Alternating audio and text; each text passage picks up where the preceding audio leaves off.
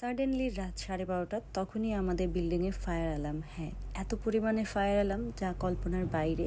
তখনই বলল কি বিল্ডিং থেকে বের হয়ে যেতে হবে, কারণ আমাদের বিল্ডিংয়ে আগুন লেগেছে। আমরা তড়িঘড়ি করে কোনো কিছু না বুঝে সুন্দর করে মানে যেমন আছি তেমন করেই বের হয়ে গেছি পুরো বিল্ডিংয়ের সবাই।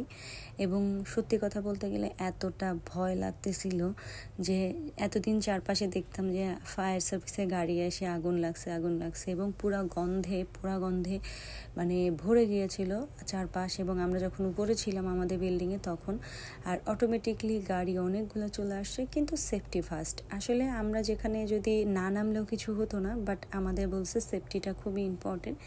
আমরা যেরকম আছে বাসায় যেমন ড্রেসেই বের হয়ে গেছি। আর তার মধ্যে তারা কিছু সময়ের মধ্যেই তারা এটাকে অলরেডি কমপ্লিট করে ফেলছে। আর সবাই বাসায় যেয়ে আবার উঠতে গেছি তখনই বলতেছে একটু পরে। তারপরে আবার একটু সময় হোল্ড করার পরে বললো আচ্ছা আপনারা এখন যেতে পারবেন। এখন দেখেন আমরা পুরো বাসার মধ্যে কি পরিমাণে জল।